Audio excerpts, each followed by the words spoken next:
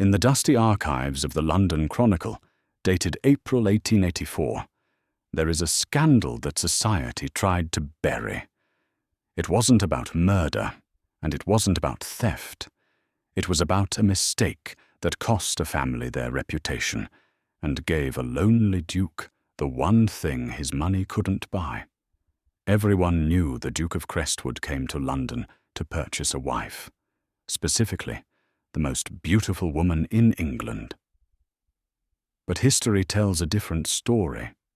It tells us that while the world looked at the diamond in the spotlight, the Duke was busy falling in love with the girl holding the candle in the dark. This is the true, untold story of how the unwanted sister stole the heart of the most powerful man in the empire. The rain in London did not wash away the grime. It merely made the cobblestones of Mayfair slick and treacherous. Inside the drawing room of number 42 Grosvenor Square, the atmosphere was equally suffocating. It was April 14th, 1884.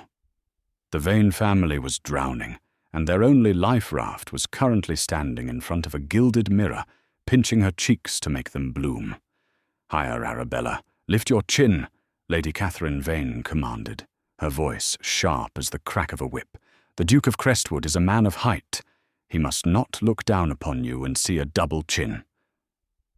Arabella Vane, 20 years old and widely considered the pearl of the season, sighed.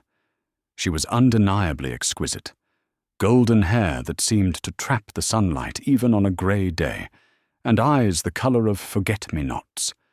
But she was also vacuous, a porcelain doll moulded by a mother terrified of poverty.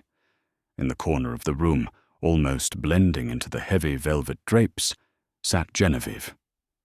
Genevieve Vane was 2 years older than Arabella, but she looked 10 years more tired. She was not the pearl. She was, as her mother often reminded her, the setting, the dull metal required to hold the jewel in place. Her hair was a dark, uninspiring chestnut, pulled back severely to prevent any loose strands from offending the eye. Her dress was grey wool, mended at the cuffs. "Genevieve," Lady Catherine snapped without turning her head. "Have you finished the accounts?" Genevieve didn't look up from the ledger on her lap. "Yes, mother. We are overdrawn at the butcher's by £4, and the dressmaker is threatening to send the bailiff if the silk for Arabella's ball gown isn't paid for by Tuesday." "Stop," Lady Catherine hissed, finally turning to glare at her eldest daughter. "Do not speak of money today. Today we are wealthy. Today we are the Vanes of distinct lineage. Sebastian St. Clair is coming. Sebastian St. Clair, the Duke of Crestwood."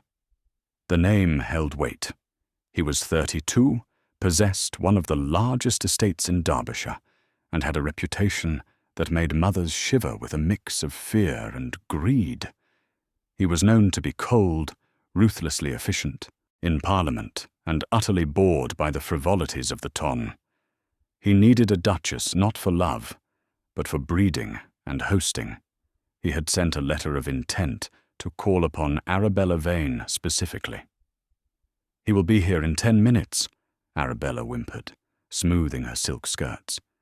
"What if he asks me about politics or history?"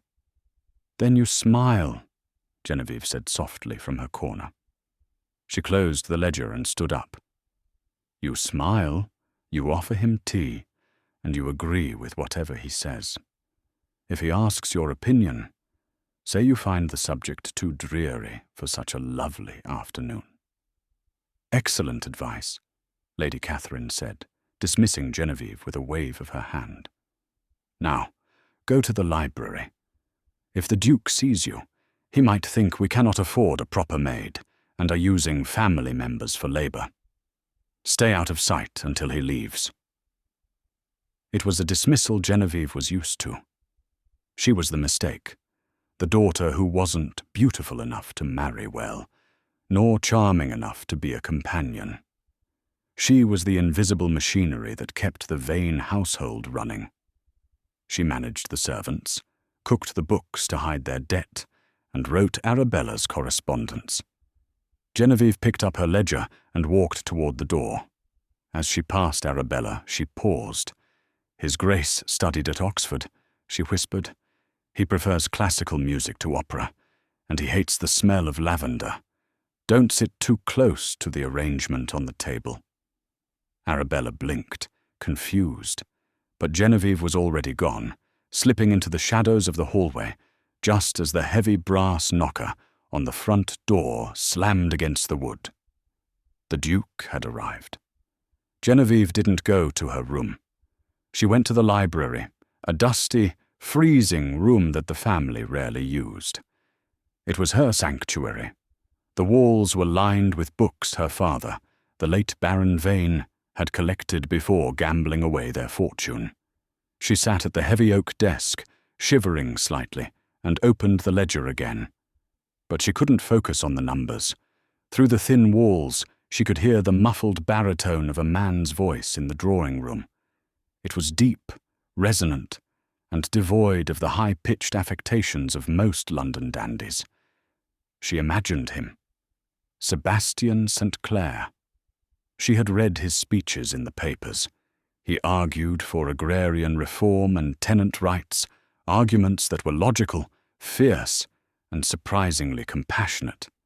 It was hard to reconcile the man who wrote those passionate speeches with the man currently inspecting her sister like a prize mare. "He will choose her," Genevieve whispered to the empty room. "Men always choose the light. They never think to look at what casts the shadow." The courtship was swift, precise, and agonizingly dull.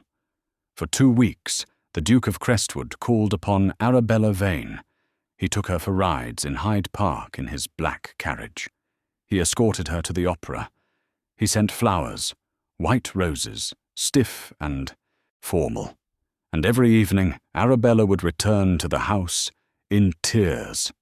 "He is made of stone," Arabella cried one evening, throwing her bonnet onto the chaise. "He asked me today what I thought of the tension in the Sudan. The Sudan. I told him I thought the fabric was lovely, and he looked at me as if I were a simpleton."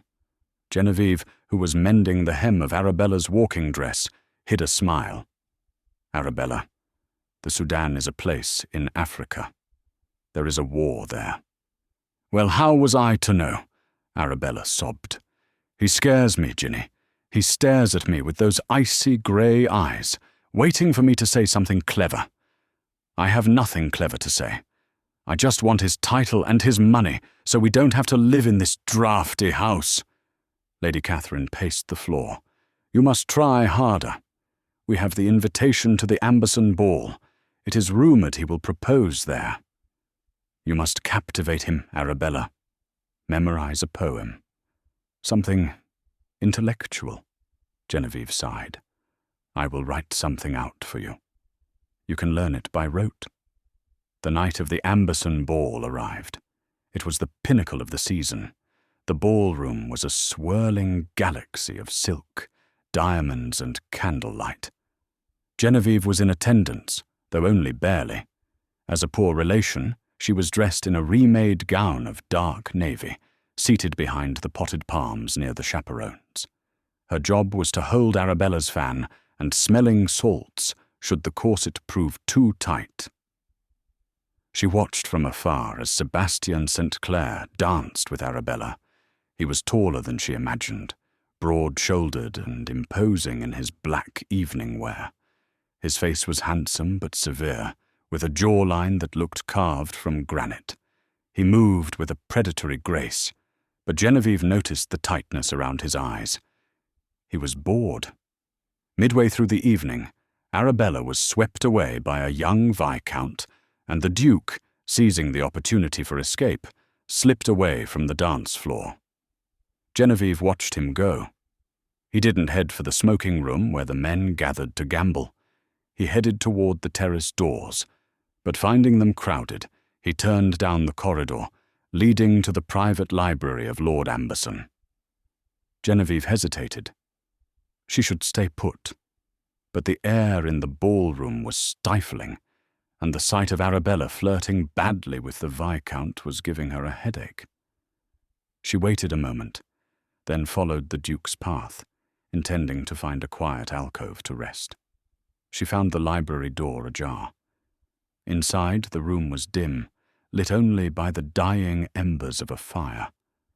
She thought it was empty. She stepped inside, exhaling a long breath, and walked over to the massive globe standing near the window. She spun it gently, her finger tracing the line of the equator. "If you are looking for the Sudan," a deep voice rumbled from the shadows of a wingback chair, "it is a bit higher and to the right." Genevieve jumped, her hand flying to her chest. Sebastian St. Clair rose from the chair. In the low light, he looked even more intimidating.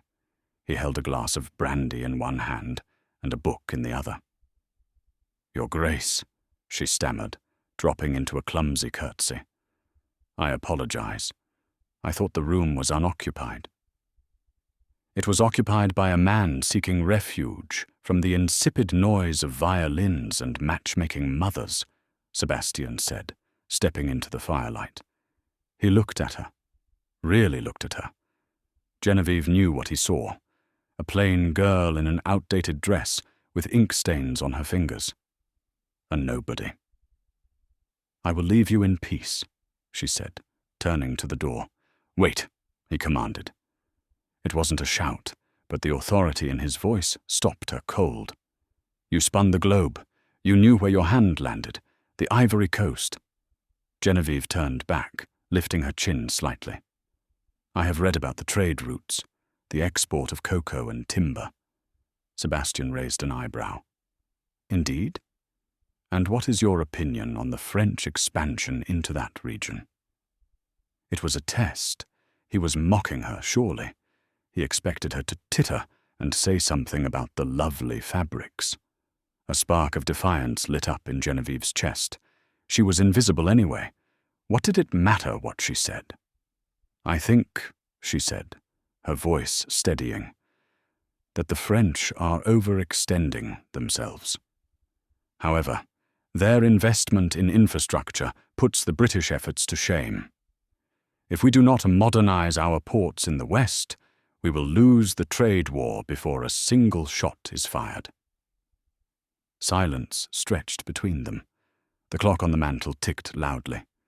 Sebastian lowered his glass. The look of boredom was gone, replaced by a sharp, piercing intensity. "A bold assertion," he said softly, "and entirely correct." He took a step closer. "Who are you?" Genevieve's heart hammered against her ribs. If she told him she was Arabella's sister, the plain one, he would dismiss her. Or worse, he would tell Lady Catherine she had been opinionated and rude, and her mother would lock her in the attic. "I am nobody, Your Grace," she said. "Just a wallflower seeking quiet." "Nobody reads trade reports on the Ivory Coast," Sebastian countered. He glanced at her hands. "Ink stains. You write?" I copy letters. For my employer." "A governess?" he guessed. Genevieve hesitated. It was close enough to the truth.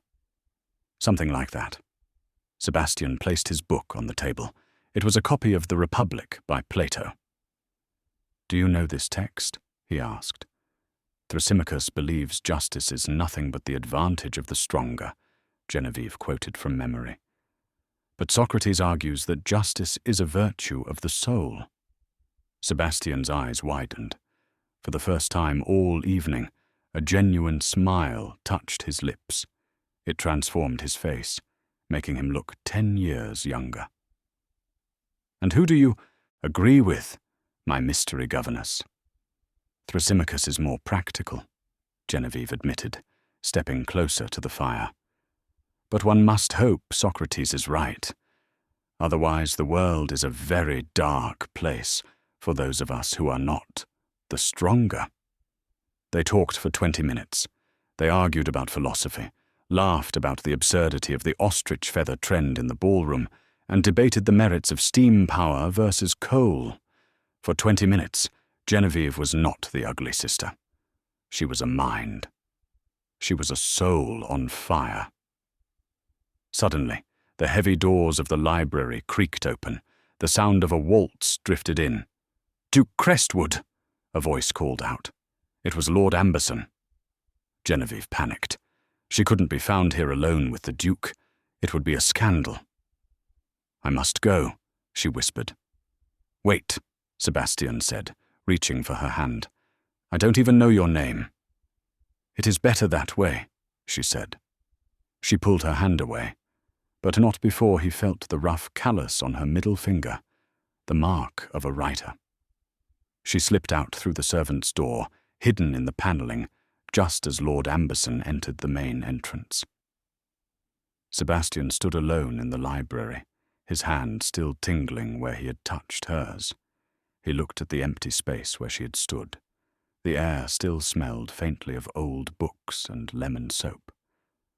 "Finally," he murmured to himself. "Someone real." He returned to the ballroom, his eyes scanning the crowd. But the woman in navy was gone. Instead, he saw Lady Catherine Vane towing Arabella toward him. "Your Grace," Lady Catherine beamed. "Arabella has been looking for you everywhere. She was just telling me how much she hopes you will join us for tea tomorrow." Sebastian looked at Arabella. She was undeniably beautiful, perfect features, perfect skin. But he looked into her eyes and saw nothing. A vacuum. Then he remembered the fire in the eyes of the woman in the library. "I would be delighted," Sebastian said, a plan forming in his mind. "In fact, I find myself quite eager to visit Grosvenor Square again." He wasn't coming for the pearl. He was coming to hunt the ghost. The following morning, a liveried footman arrived at number 42 Grosvenor Square.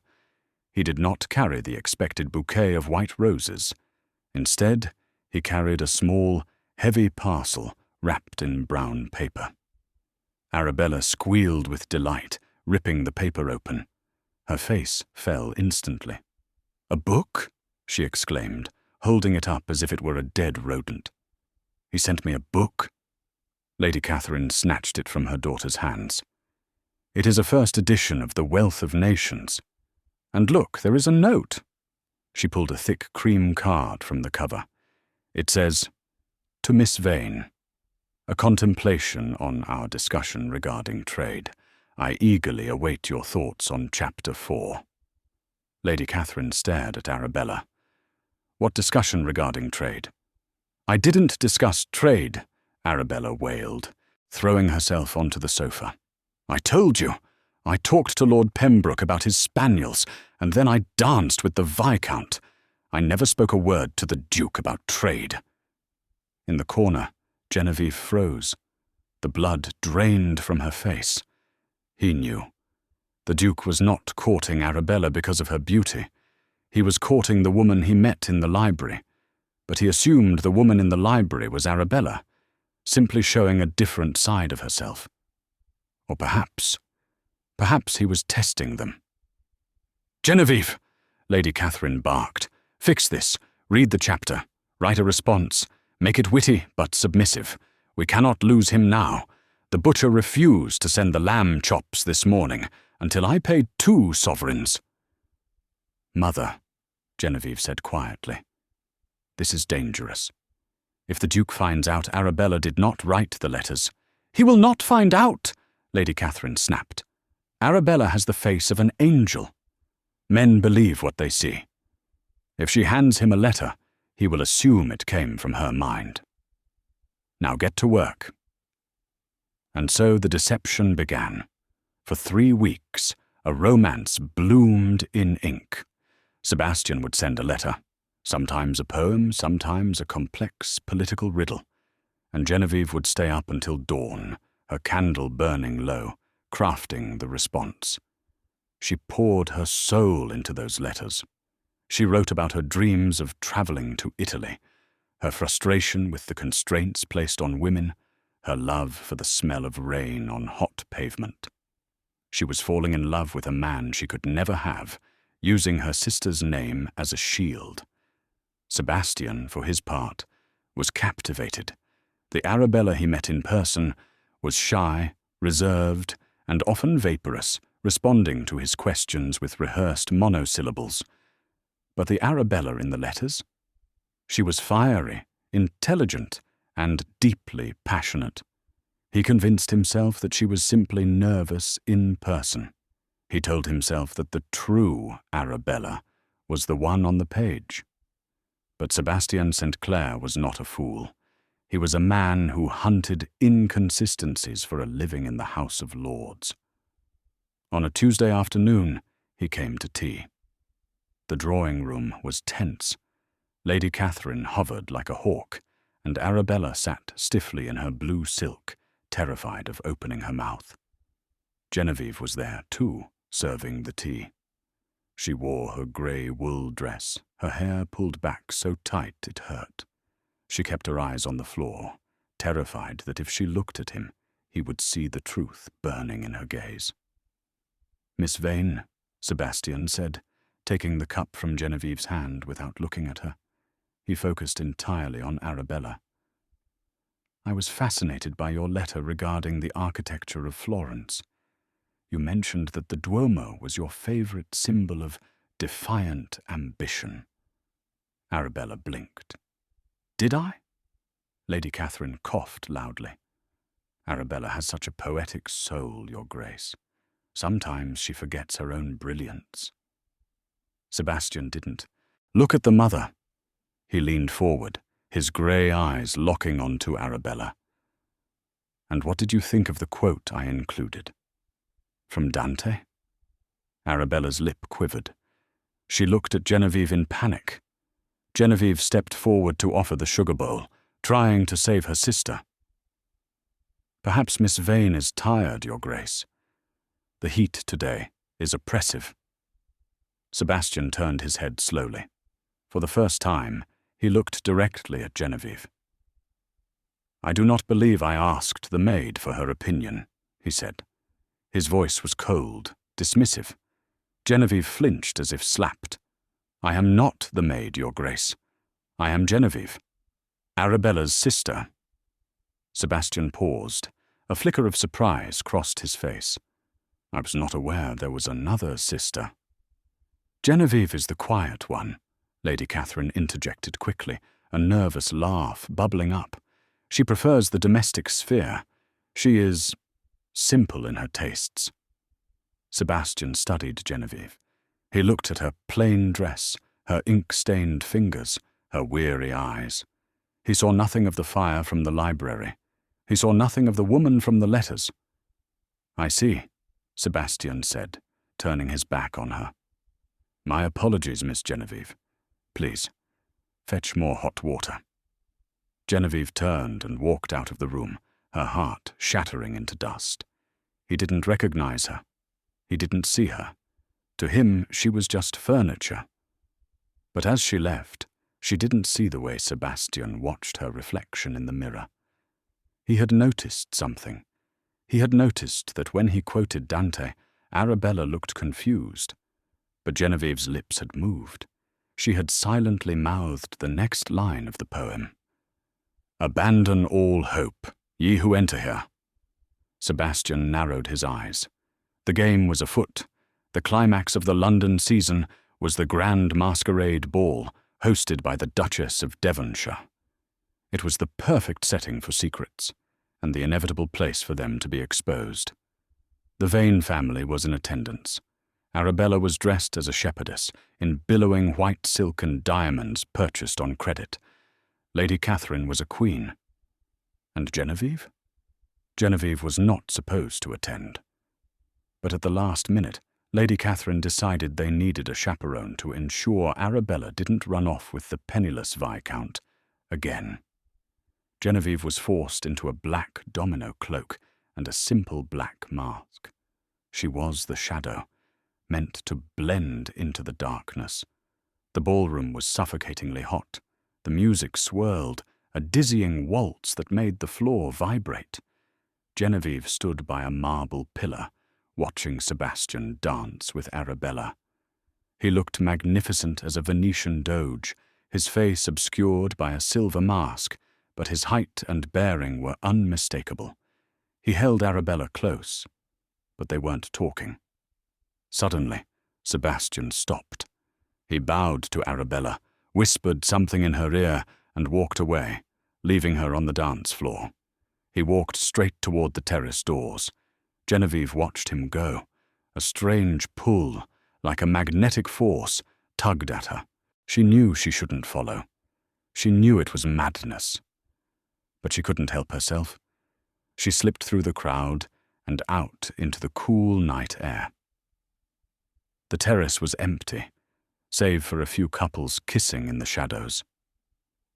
Genevieve walked to the stone balustrade, looking out over the dark gardens. She took off her mask, letting the cool breeze hit her flushed face. "The shepherdess does not know the difference between Dante and Petrarch," a voice said from the darkness. Genevieve spun around. Sebastian was leaning against a stone urn, his silver mask in his hand. His face was unreadable in the moonlight. "Your Grace," Genevieve breathed. I should find my sister." "Stop," Sebastian said. He didn't move, but his voice was like a physical barrier. "I asked her tonight about the letter she sent yesterday, the one about the ethics of truth." Genevieve's breath hitched. That had been her favorite letter. She had written it with tears in her eyes, confessing that truth was often a luxury the poor could not afford. "She thought I was talking about a dress," Sebastian said, his voice hard. "She giggled and said truth was very fashionable." He pushed off the urn and walked toward Genevieve. "I am tired of games, Miss Genevieve. I am a man who values efficiency. I have spent 3 weeks courting a ghost. I want to know who is haunting me." He stopped 2 feet from her. "Show me your hands." "What?" "Your hands. Show them to me." Trembling, Genevieve raised her hands. Sebastian took her right hand. He turned it over, running his thumb over her middle finger. He found the callus, the hard ridge of skin formed by hours of holding a pen. He looked up, his eyes blazing. "It was you." Genevieve tried to pull away, but he held her fast. "I don't know what you mean. Do not lie to me." Sebastian's voice rose, a crack of thunder in the quiet garden. "The library, the letters, the mind that has kept me awake for 20 nights. It was you. It was always you." "I did it for my family," Genevieve cried, the dam finally breaking. "We are ruined, Your Grace. We have nothing. My father gambled away our fortune. Arabella is our only hope. If she doesn't marry well, we will be on the streets. I wrote the letters to make you love her." "You wrote the letters to make me love her?" Sebastian laughed, a harsh, bitter sound. "You foolish girl. You wrote the letters to make me love you." The silence that followed was deafening. Genevieve stared at him, her mouth slightly open. "No, that is impossible. Look at me. I am the plain one, the invisible one." "You are the only thing in that house that is real," Sebastian said intensely. He gripped her shoulders. "Do you think I care about the shape of a nose or the color of hair? I am the Duke of Crestwood. I can buy beauty. I can buy obedience, but I cannot buy a soul that challenges mine. I cannot buy a woman who understands the Republic." He looked down at her, and for a moment Genevieve thought he was going to kiss her. Her heart hammered against her ribs like a trapped bird. "I fell in love with a mind," Sebastian whispered. "I thought it belonged to Arabella. I feel deceived." He let go of her abruptly, stepping back. The tenderness vanished, replaced by a cold fury. "You played me for a fool, Genevieve Vane. You and your mother. You presented a false bill of goods." "I never meant to hurt you," Genevieve wept. "I only wanted to save my sister." "And in doing so, you have condemned us all," Sebastian said. "I cannot marry Arabella.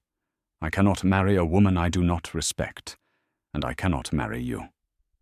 Genevieve felt a cold hand grip her heart. "Why?" "Because you are a liar," Sebastian said, his voice flat. "And because society would destroy us. Imagine the scandal. The Duke rejects the pearl for the spinster sister. They would say I was bewitched. They would say you tricked me, and they would be right." He put his mask back on, hiding his face once more. "The courtship is over, Miss Vane. Tell your mother I will not be calling again. I will leave for Derbyshire in the morning." He turned and walked away, his cape swirling around him, disappearing into the ballroom. Genevieve stood alone on the terrace, the moonlight illuminating the tears streaming down her face. She had won his heart, only to lose him to her own deception. But as she stood there, a figure emerged from the shadows of the hedges nearby, a short, stout man with a notebook. It was Mr. Silas Finch, the most notorious gossip columnist in London. He had heard every word. "Oh, this is delicious," Finch muttered to himself, scribbling furiously. "The Duke, the spinster, and the fraud. London will burn for this." Genevieve didn't see him. She only saw the empty door where Sebastian had gone. The unravelling was complete. The ruin she had tried so hard to prevent was coming, and it was going to be far worse than bankruptcy.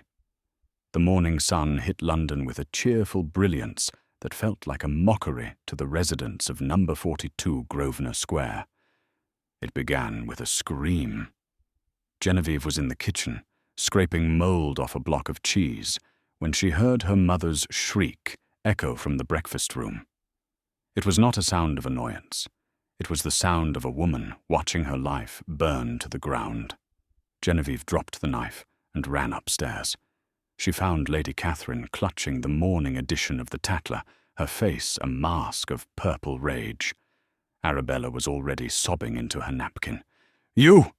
Lady Catherine screeched, pointing a trembling finger at Genevieve. "You have destroyed us, you spiteful, jealous little wretch." She threw the paper at Genevieve. It fluttered to the floor, landing face up. The headline was bold, black, and damning. "The Duke and the Dupe. How a Plain Jane Tricked a Peer by Silas Finch."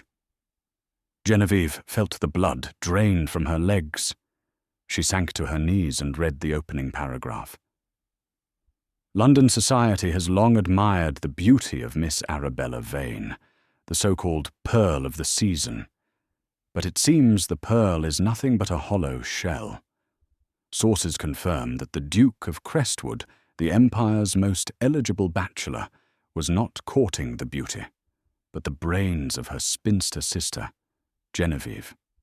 Through a deceitful campaign of forged letters and stolen words, the plain Miss Vane tricked the Duke into falling for a phantom. But the game is up. The Duke has fled, and the Vanes are left with nothing but their lies. It was brutal, it was exaggerated, and it was devastating. "We are ruined," Arabella wailed, lifting her tear-streaked face. "Lord Pembroke sent a note cancelling our walk. The invitation to the Royal Garden Party has been rescinded. No one will marry me now. I am the laughingstock of London." "Get out!" Lady Catherine hissed, her voice dropping to a terrifying whisper. "Get out of my sight, Genevieve. Go to the attic. You are not to be seen. You are not to eat. You are a stain on this family." Genevieve didn't argue. There was no point. She stood up, her legs shaking, and walked out of the room. As she climbed the stairs to the servants' quarters, she heard the front door knocker banging incessantly. It wasn't guests. It was the creditors. By noon, the house was under siege. The news of the scandal had spooked every merchant in Mayfair. The butcher, the dressmaker, the wine merchant. They all wanted their money now. From her window in the attic, Genevieve watched as two burly men carried out the pianoforte, then the velvet chaise, then the silver candelabras. The house was being stripped. The illusion of wealth they had maintained for so long was being dismantled piece by piece. Genevieve sat on her narrow cot, staring at the wall. She didn't cry. She felt a strange, numb calm. The worst had happened. The secret was out. There was nothing left to fear. She thought of Sebastian. He was likely halfway to Derbyshire by now, speeding away from the wreckage she had caused. He probably hated her. He read the paper and laughed, or perhaps he felt vindicated. Thrasymachus was right, she thought bitterly. Justice is the advantage of the stronger, and I was never strong enough. Downstairs the noise of the looting ceased. A heavy silence fell over the house. Then heavy footsteps on the stairs. Not the scurrying of the maid, but the deliberate, heavy tread of a man. Genevieve's heart stopped. Had the bailiff come to arrest her for fraud? The door to the attic creaked open. Genevieve stood, up, backing against the wall, bracing herself for the constable. But it was not a constable. Framed in the doorway, blocking out the light, was Sebastian St. Clair. He looked like a thunderstorm that had taken human form. He was still wearing his travelling clothes, a heavy greatcoat and riding boots splashed with mud. He held a riding crop in one hand and a crumpled copy of the Tatler in the other. Genevieve couldn't breathe. "Your Grace?" Sebastian didn't speak. He stepped into the tiny, dusty room. He looked around at the peeling wallpaper, the single cot, the cracked wash basin. His jaw tightened until a muscle jumped in his cheek. "This is where you live?" he asked, his voice low and dangerous. "It is sufficient," Genevieve whispered. "Why are you here? I thought you left." "I was at the station," Sebastian said. He threw the newspaper onto the cot. "I read this." He took a step closer, crowding her in the small space. "Do you know what they are calling you? A witch, a siren, a fraud." "They are right," Genevieve said, looking down. "I deceived you." "Yes, you did," Sebastian agreed harshly. "But this article, it paints you as a villain. It says you did it out of malice, out of jealousy." "Does it matter?" Genevieve asked. "The result is the same." "It matters to me," Sebastian roared. The sound filled the small room, making Genevieve flinch. He paced the small floor, 3 steps one way, 3 steps back. "I sat on the train, Genevieve. I watched the city fade away. And I realized something. I was angry at you, yes. My pride was wounded. But when I read those words, when I saw how easily the world turned on you, how they enjoyed tearing you apart." He stopped and looked at her. The anger in his eyes had shifted. It wasn't directed at her anymore. It was a protective, possessive fire. "You are the smartest woman I have ever met," Sebastian said, "and you are living in a cupboard while your foolish sister and cruel mother weep over furniture downstairs." "They are my family," Genevieve defended weakly.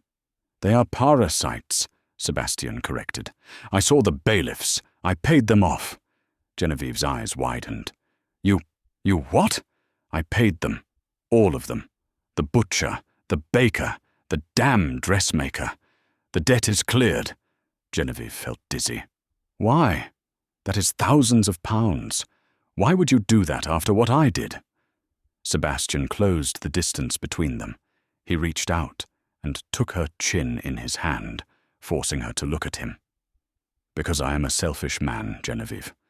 I told you, I want a mind that challenges mine. I cannot have that if you are in a debtor's prison or starving in an attic." He took a deep breath. "I have a proposition. An ultimatum." "I have nothing to give you," Genevieve said. "You have yourself," Sebastian said. "I am going to marry you, Genevieve." Genevieve gasped. She pulled back, shaking her head. "No, you can't. The scandal. They will destroy you. A duke marrying the disgraced spinster? You will be a pariah." "Let them talk," Sebastian said with a sneer. "I am the Duke of Crestwood. I am richer than God and twice as powerful. If I choose to marry the woman who bested me in a battle of wits, that is my prerogative. But," he held up a finger, "there are conditions." Genevieve waited, her heart pounding. "First," Sebastian said, "we leave London. Tonight, we go to Derbyshire. I will not have my wife subjected to the whispers of these vipers. And second?" "Second," Sebastian's expression hardened, "your family stays here." Genevieve froze. "What?"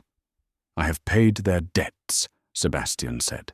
"They have the house, they have a clean slate, but I won't support them further, and you will not write to them. You will not send them money. You are choosing me, Genevieve. You are choosing a life of the mind, a life of truth. You cannot take the lies of this house with you." It was a cruel choice. Her mother and sister were vain and foolish, but they were the only world she had ever known. To leave them was to sever the root of her existence. "They cannot survive without me," Genevieve whispered. "Arabella doesn't know how to boil an egg." "Then she will learn," Sebastian said. "Or she will find a husband who will tolerate her vacuousness. That is not your burden anymore." He held out his hand. His palm was broad, calloused from riding. It was an invitation to a new life, a terrifying, exhilarating life. "Choose, Genevieve," Sebastian said softly. "The shadows or the flame." Genevieve looked at his hand. She looked at the dusty attic where she had spent 22 years hiding. She thought of the letters she had written. Letters about freedom, about passion, about the Ivory Coast and the stars. Those letters were not lies, they were her soul. And this man, this formidable, terrifying, wonderful man, had read them and loved them. Slowly, deliberately, Genevieve reached out. She placed her ink-stained hand into his. "I choose the flame," she whispered.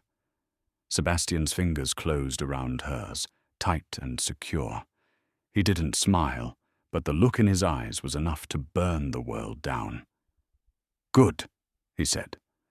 "Pack your books. We leave in 10 minutes." The journey north was a severance, a physical cutting of the ties that bound them to the suffocating propriety of London. For 3 days, the carriage rattled over roads that turned from the smooth cobblestones of the capital to the rutted, muddy tracks of the countryside. Inside the velvet-lined cabin, a companionable silence reigned, though it was thick with unspoken thoughts. They had stopped briefly in a grey, wind-swept parish just outside of Nottingham. There were no pealing bells, no choir of angelic boys, and certainly no audience of envious peers. The church was damp, smelling of old stone and beeswax. A nervous vicar, his hands trembling as he held the special license procured by the Duke's formidable solicitors, performed the ceremony in a hurried whisper. Genevieve wore the same grey woolen travelling suit she had fled London in. There was no white silk, no orange blossoms. When the moment came, Sebastian took her hand, his grip firm, warm, and anchoring. He slid the heavy gold band onto her finger. It felt weighty, a shackle and a promise all at once. He did not vow to worship her, nor did he promise to obey. Instead, he looked her dead in the eye, his grey gaze piercing through her insecurity, and whispered a vow that wasn't in the prayer book. "I promise never to bore you." It was, Genevieve realized with a start, the most romantic thing anyone had ever said to her. By the time the carriage crested the final ridge into Derbyshire, the landscape had shifted into something wild and untamed. Crestwood Manor did not welcome guests, it challenged them. It was a fortress of dark, hewn stone, rising from the bleak expanse of the moors like a jagged tooth of the earth itself. The wind howled around its turrets, a constant, mournful song, and the sky above was a bruising purple, heavy with rain. "It is severe," Sebastian remarked, watching her reflection in the carriage window, bracing himself for her disappointment. "Most find it terrifying. My mother hated it." Genevieve pressed her gloved hand against the cold glass, watching the heather bow before the gale. "It looks resilient," she murmured. "It looks like it doesn't care what the world thinks of it. It simply exists on its own terms." Sebastian smiled then, a rare, genuine expression that softened the harsh lines of his face. "Then you are home, Duchess?" However, entering the house as its mistress was a battle of a different sort. The staff at Crestwood were loyal to the ancient St. Clair line, a hierarchy carved in stone. They had expected a glittering socialite, a pearl to brighten the gloomy halls. Instead, the master had brought home a quiet, mouse-like woman with ink-stained fingers who knew the current price of lamp oil and insisted on carrying her own books. Mrs. Halloway, the housekeeper, was a woman made of iron and starch, and she became the first obstacle. "Your Grace," Mrs. Halloway intoned stiffly one morning, standing like a sentry in the doorway of the morning room. "The menu for the dinner with the bishop has been set. We shall serve the roast pheasant in a heavy port reduction, followed by the sweat pudding." Genevieve did not look up from the ledger she was correcting. "The bishop has gout, Mrs. Halloway. Rich game and heavy sweat will only aggravate his condition and put him in a foul mood for the duration of his stay. We will serve the poached salmon with dill and a vegetable consommé." Mrs. Halloway bristled, her keys jingling at her waist. "But, Your Grace, the pheasant is traditional. The late Duchess always insisted on game for high clergy. It is the Crestwood way." Genevieve stopped writing. The silence stretched, tense, and brittle. She closed the ledger with a deliberate, soft snap. When she stood up, she was small, but she summoned every ounce of the dignity she had learned from reading about queens and warriors. "The late Duchess is not here," Genevieve said, her voice calm but ringing with steel. "I am, and I do not wish to poison the bishop. Salmon, Mrs. Halloway, and please have the library fire lit early. The Duke and I will be working late." Mrs. Halloway stared at her, searching for weakness. She found none. Slowly the older woman curtsied, lower and more respectful than she ever had before. "As you wish, Your Grace." Genevieve had conquered the house, but conquering the man was a far more delicate matter.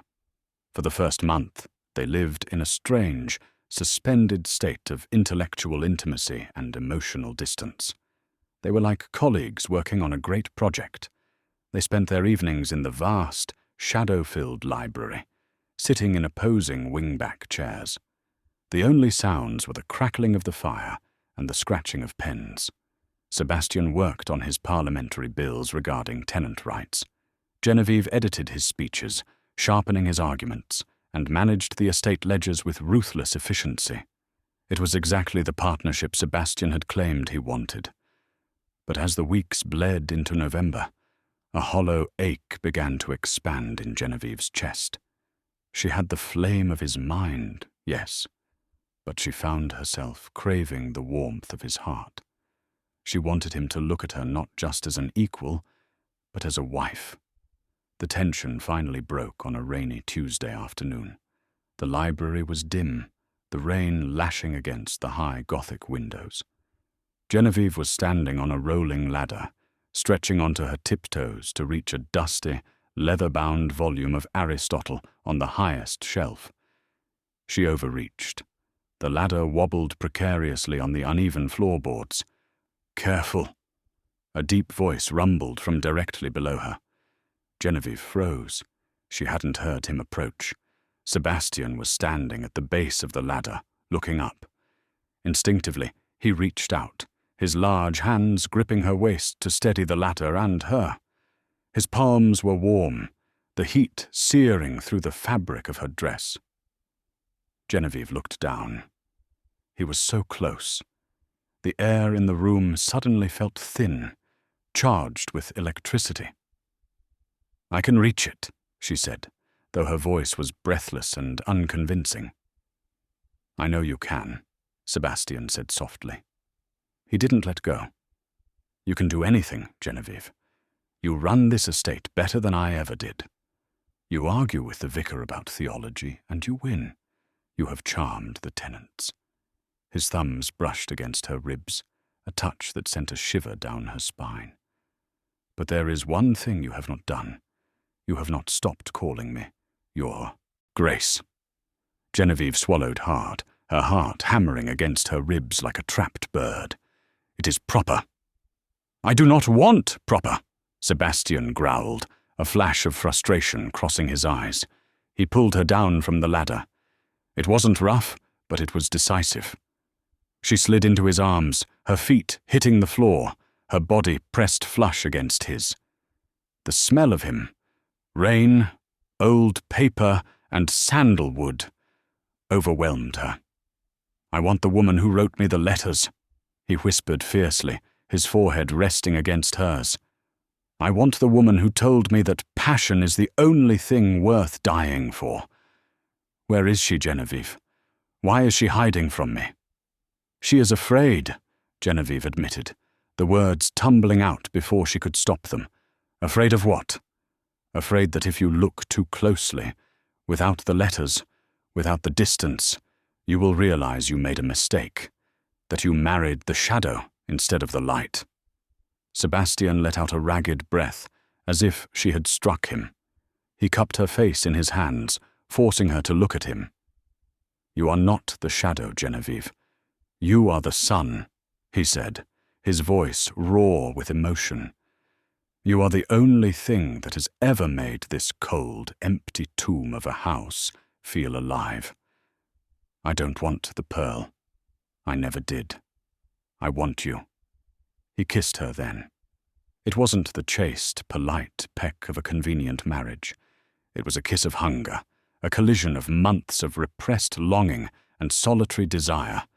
It was deep and claiming, a physical seal on the intellectual bond they had already forged. In that kiss, the last of the deception melted away. There were no more secrets, no more ghosts of the past. Just a man and a woman, standing in the center of a storm, holding on to each other as if they were the only two people on earth. 6 months later, spring had finally come to the moors, painting the purple hills with strokes of green. A letter arrived from London, addressed in a loopy familiar scrawl to Her Grace, the Duchess of Crestwood. Genevieve sat in the morning room, the sunlight streaming across the breakfast table, illuminating the silver service. Sebastian was opposite her, reading the Times, his boots resting comfortably near the fire. "From your mother?" he asked, not looking up, though his tone was guarded. "From Arabella," Genevieve said. She broke the wax seal, her hand steady. "Dearest Ginny, I hope this finds you well. Mother is still furious, of course. She refuses to speak your name and tells everyone you have been exiled to the hinterlands. But I thought you should know. I am married. His name is Mr. Arthur Pendleton. He is a solicitor. He is not a duke. He is short, and he has a terrible laugh that sounds like a goose, and he likes to talk about tort law for hours. But Ginny, he thinks I am funny. Not clever, perhaps. I will never be clever like you. But he thinks I am funny. He bought me a puppy. We live in a small house in Kensington. We have no servants, just a cook who comes in twice a week. I burnt the toast yesterday. I am happy. Truly happy. Thank you for leaving. If you hadn't, I would have spent my life trying to be something I am not, just to please Mother. I hope you are loved. Your sister, Arabella." Genevieve lowered the letter. A single tear traced a warm path down her cheek. "Bad news?" Sebastian asked. lowering his paper immediately, his eyes sharp with concern. "No," Genevieve smiled, wiping the tear away with her thumb. "Good news. Arabella burnt the toast." Sebastian chuckled, a low, rumbling sound. "A tragedy for the bread, I'm sure." "No," Genevieve said, looking out the window at the wild, beautiful expanse of her home. "A triumph for the baker." She stood up and walked over to her husband. She placed a hand on his shoulder, and he covered it with his own, turning to kiss her palm with a reverence that still took her breath away. They had built a life out of the wreckage of a scandal. They had defied the ton, their families, and the expectations of the world. History would remember the scandal of 1884. The papers would archive the gossip of the Duke and the plain Jane. But the truth was written in the quiet moments at Crestwood Manor. The truth was in the laughter that finally echoed in the halls, in the ink stains on the Duchess's fingers, and in the way the Duke looked at his wife, not as a prize he had purchased, but as a mystery he was delighted to spend the rest of his life solving. The pearl was forgotten, but the maiden from the shadows? She had become a legend. And so, Genevieve Vane proved that the most powerful beauty isn't the one you see in a mirror. It's the one you find in the mind and the heart. In a world that told her she was nothing, she dared to be everything. She didn't just get the Duke. She got the one thing her sister and mother never understood. She got to be herself. This story reminds us that while society might value the glitter, true love always hunts for the gold hidden in the rock. We all have a little bit of Genevieve in us, hiding in the background, waiting for someone to notice the fire inside. Maybe it's time you stopped hiding yours. If you loved this story of justice, romance, and the triumph of the underdog, please hit that like button. It really helps the channel. And don't forget to subscribe and turn on notifications so you never miss a tale. Share this video with someone who needs to be reminded of their worth today. I'll see you in the next story.